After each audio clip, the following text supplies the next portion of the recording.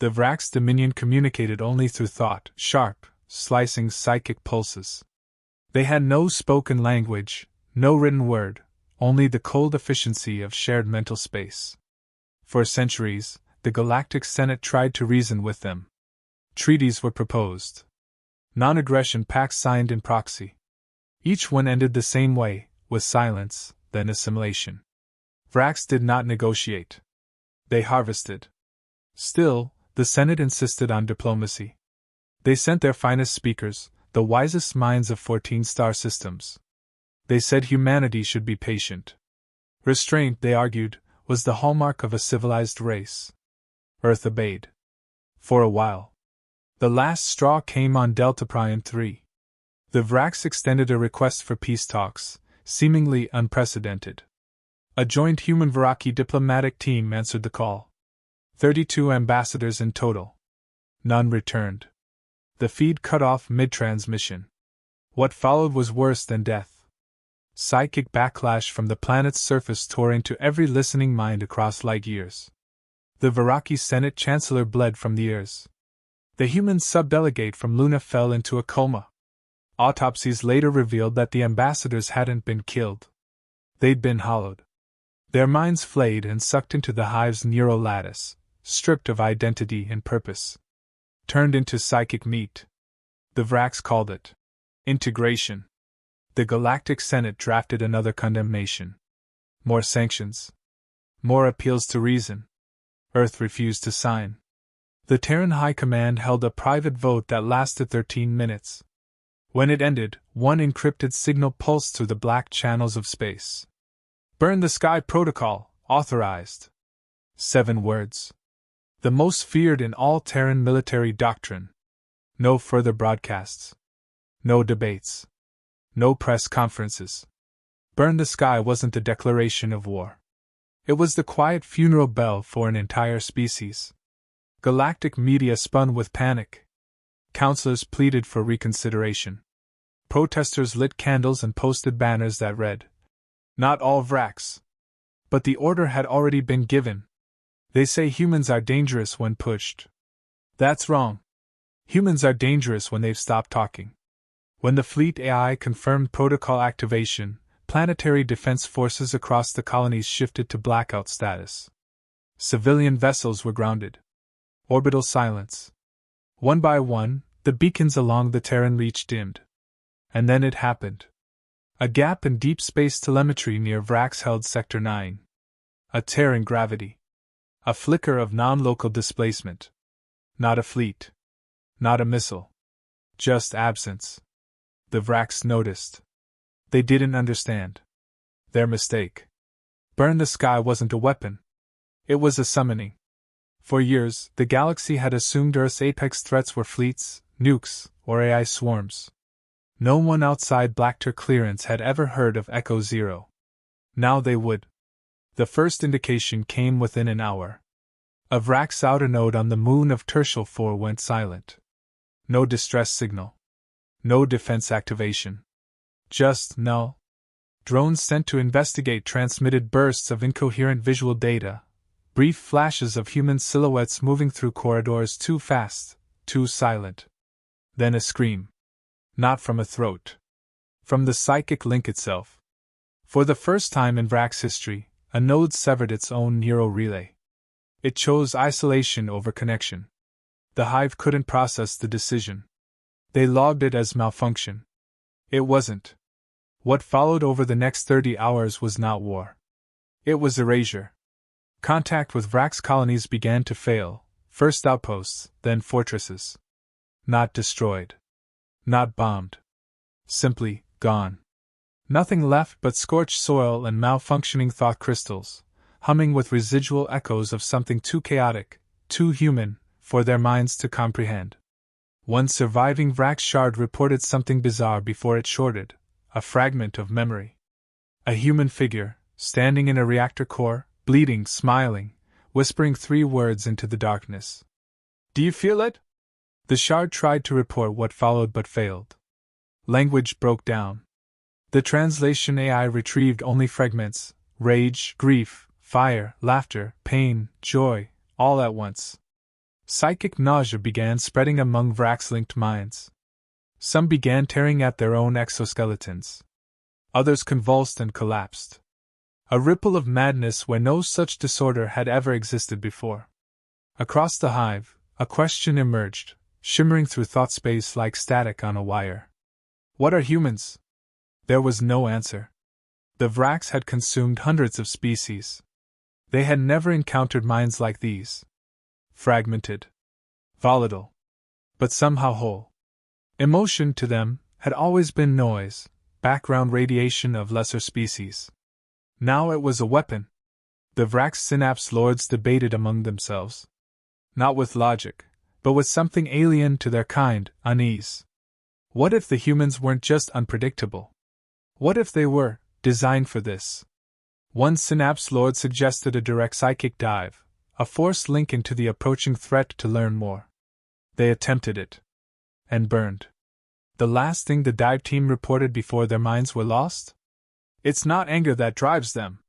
Silence. Then one final whisper from the void. It's purpose. Within hours, the Vrax understood. This wasn't retaliation. It wasn't revenge. It was a reminder. When the diplomats fall, the humans stop playing fair. And then? They burn everything. Including the sky. They called themselves Echo Zero. The name meant nothing to the enemy. That was the point. Officially, they didn't exist. No records, no ranks, no service histories. Only scars, implants, and eyes that had seen too much. Each member was chosen not just for strength or skill, but for what had been broken inside them. A grief that couldn't be erased. A rage that didn't burn out. Pain made them sharp. Human pain made them lethal. There were 6 of them. Code names only. Crow. The lead. Strategist. Quiet, efficient, brutal.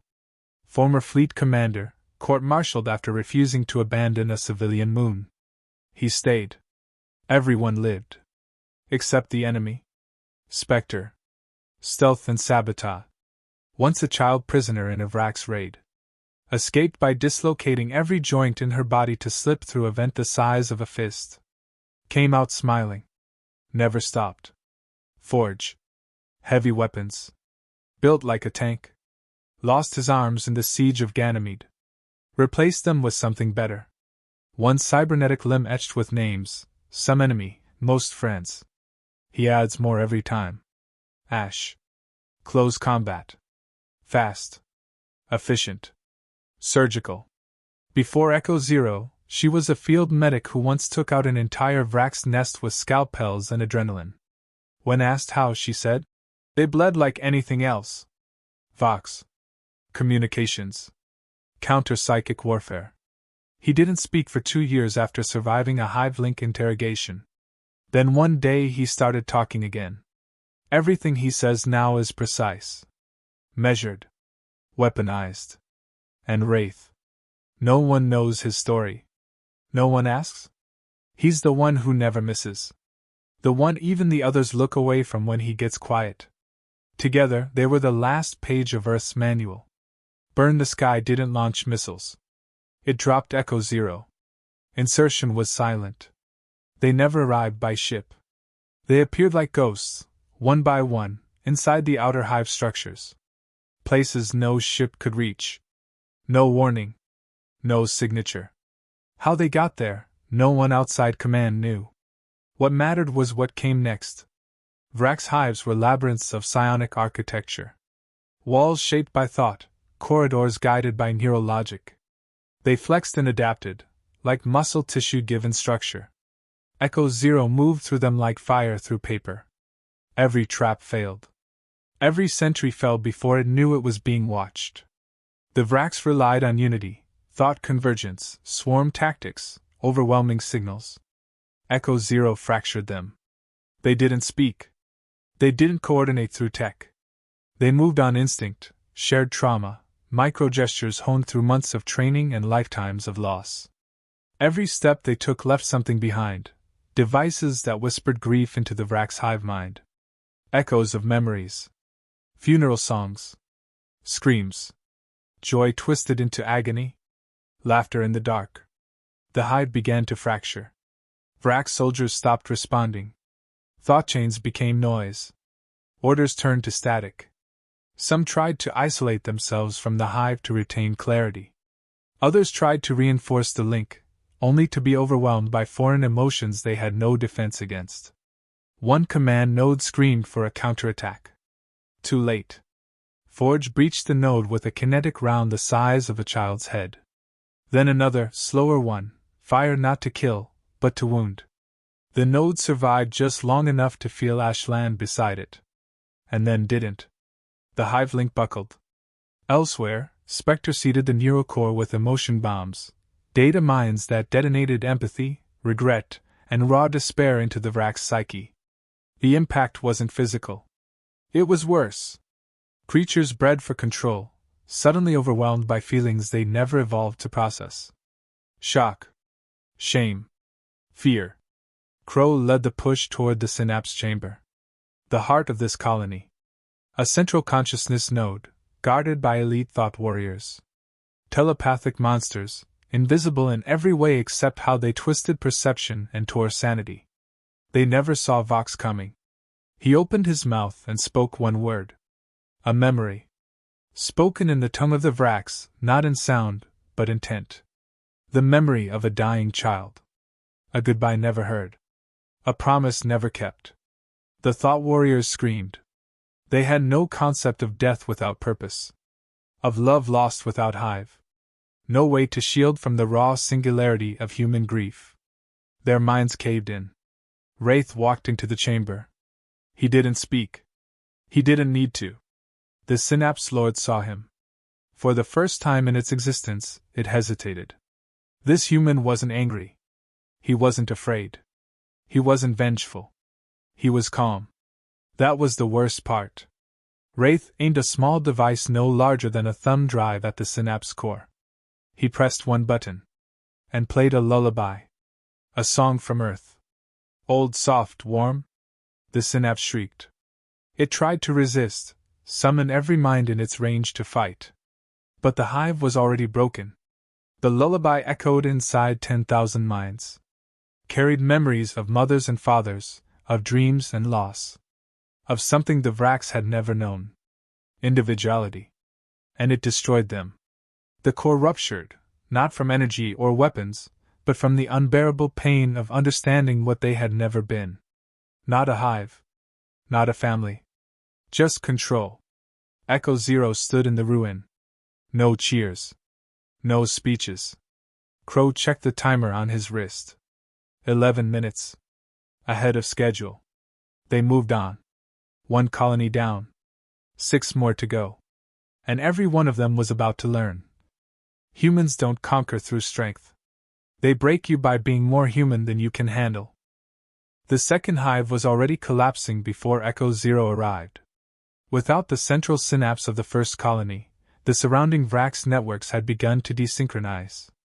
Communication lagged. Orders came late. Drones stopped mid-task, unsure whether to fight or feed. For a species built on unity, disarray was death. Command authorized full exploitation. Echo Zero deployed again, this time using an atmospheric skip entry over the Vraks world of Kshara Prime. The insertion wasn't silent. It was deliberate.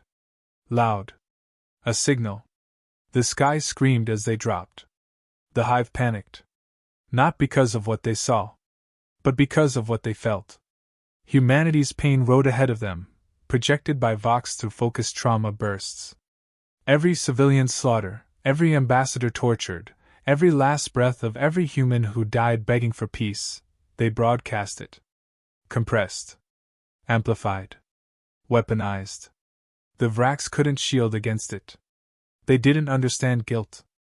Now they drowned in it. Spectre breached through the lower vents. She didn't just cut off escape routes. She led them somewhere worse. Into echo loops seeded with fake corridors, flickering illusions built from captured Vraks memories. They ran from her into nightmares they didn't recognize. Rooms filled with crying children. Dying kin. Empty nests. They broke their own legs trying to flee. Ash used the chaos to target the brewmasters, command units responsible for new hive offspring. Each one she eliminated reduced the Vrax's ability to replenish. But she didn't kill them quickly. That would have been merciful. She let them see what they'd become, creatures so divorced from emotion that they couldn't even cry for their own. Forge dropped into the bioforging chamber, the Vrax equivalent of an armory. He didn't destroy it. He turned it on. But not for weapons. He reprogrammed it to replicate something the Vrax couldn't control: art. It was the one thing the hive mind couldn't understand. Useless. Impractical. Pure expression. Within minutes, the replication vats overflowed with sculptures and images of things the Vrax couldn't name: grief, hope, longing. A defense drone turned to strike him. Paused. Shut down. Refused to act. Crow executed the Brood Queen during a prayer broadcast. Not by shooting. By speaking. He told her the story of Mars 47. A refugee colony ignored by the Senate. A place where he watched children freeze in the vacuum because no one answered their calls. He told her her death was not vengeance. It was closure. She didn't fight back. She couldn't. The hive link feeding from her snapped. The ripple effect was instant. Warriors across Kshara Prime dropped their weapons. Some collapsed. Others clawed at their own skulls, trying to stop the visions of human memories invading their minds. Wraith tracked the final command node into the deepest layer of the hive, where the Vrax kept what they feared most: individuality. He found a room full of Vrax who had been disconnected. Defective. They spoke in broken fragments. They didn't try to attack. They just looked at him. And asked, "What is a name?" He didn't answer. He walked past them. And set the charges. Because even mercy has limits. Above, Vox triggered the final broadcast. A single word burned into the psychic network: enough. It wasn't a threat. It wasn't a command. It was an emotion. One word carrying centuries of human history. The meaning was universal. And final. The hive cracked. Not just structurally, but spiritually. The Vrax hadn't just lost 2 colonies. They'd lost the idea that they were untouchable. That their mental supremacy was unchallenged. That no species could stand before the weight of their unity. Now they saw what true unity looked like. Not obedience. Not assimilation. But choice. Sacrifice. Echo Zero stood in the wreckage as the flames died. Not one of them spoke. They didn't need to. Their mission wasn't over. The 3rd colony was already trying to adapt. Reinforce its hive link. Rebuild its mental shielding. Create psychic dampeners to block emotion. Too late. Because humanity had shown the flaw. They didn't conquer through force.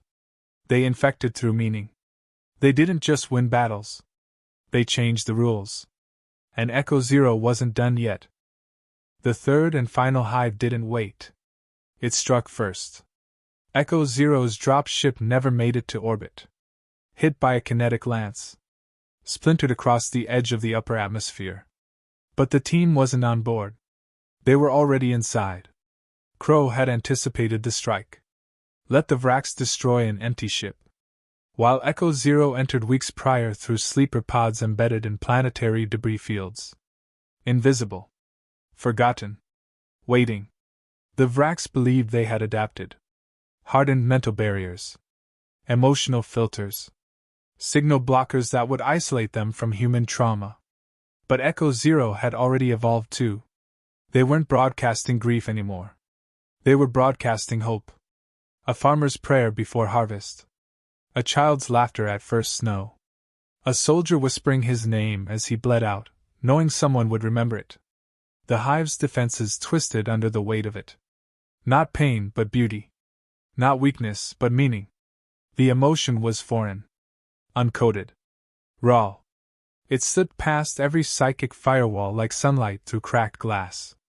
And once inside, it grew. Vrax warriors stopped mid-charge. Stared at their own hands. Heard echoes of a language never spoken before. A voice whispering, "You can be more." Some fought harder. Others hesitated. Echo Zero didn't. Ash moved through the upper tier, clearing resistance without pause. She wasn't just killing, she was choosing targets. Letting those who froze in awe live. Marking them with subtle neural tags. Spectre guided the tagged ones toward an escape tunnel. She'd carved it herself days before. Not for strategy. For a message. Humans didn't just destroy. They freed. Forge detonated the breeding chambers, not just to stop replication, but to draw every Vrax focus to one place. When they arrived, they found a single message carved into the walls. Choice is the enemy of chains. Crow stood before the hive throne. This Synapse Lord didn't hide. It didn't scream. It tried something new. It asked, "Why do you fight?"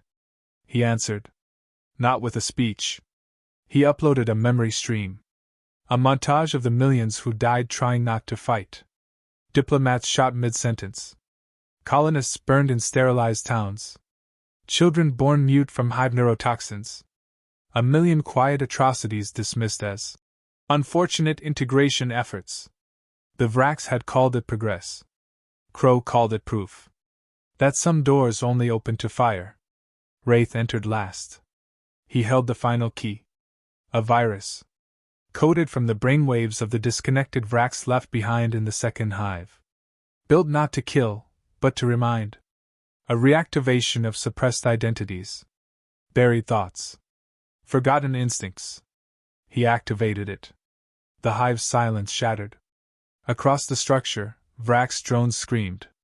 Not in pain, but in awakening. They began speaking.